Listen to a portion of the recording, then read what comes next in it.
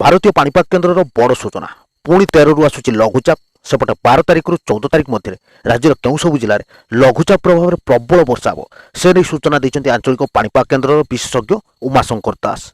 यह आज संध्यार 11 जिला येलो वार्निंग जारी कर आंचलिक पाणीपाग केन्द्र सेपटे राज्य में प्रबल ग्रीष्म प्रभाव जो टिटलागढ़ में सर्वाधिक 37 डिग्री उत्ताप रेकर्ड होता बेले आसुवा लघुचाप को नहीं राज्यवासी आश्वस्तिकर खबर।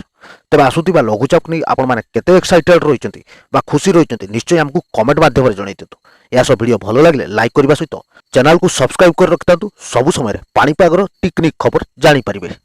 तेज आईएमडी रिपोर्ट अनुसार पश्चिम केन्द्रीय बंगोपसागर और आंध्र उपकूल में एक लघुचाप बलय सृष्टि होती जार प्रभाव में 12 तारिख ठार प्रबल वर्षा नहीं 4 जिला को सतर्क सूचना जारी कर आंचलिक पाणीपाग केन्द्र। यह सहित 13 तारिख 7टी जिला को प्रबल अति प्रबल वर्षा नहीं येलो वार्निंग जारी कर आंचलिक पाणीपाग केन्द्र। यह सह लघुचापटी विशेषकर दक्षिण ओडिशार अधिक वर्षा हेबो बोली पाणीपाग केन्द्र तरफ सतर्क सूचना कहुଯାଇଛି। तेज से जिलागुड़िक मध्य रही मालकानगिरी, नवरंगपुर, कोरापुट और रायगड़ा जिले में प्रबल वर्षा सूचना थी 4टी जिला को येलो वार्निंग रखी आंचलिक पाणीपाग केन्द्र।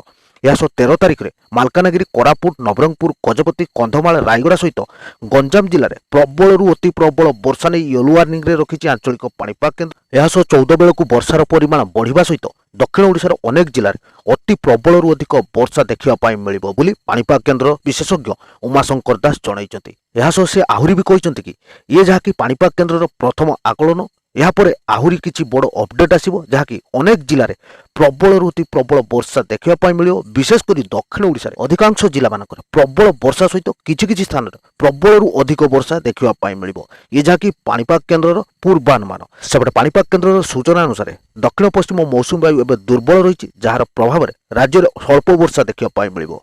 यह सह आसंता 24 घंटा मध्य 11 जिला को काल बैशाखी नहीं सतर्क सूचना जारी कर आंचलिक पाणीपाग केन्द्र।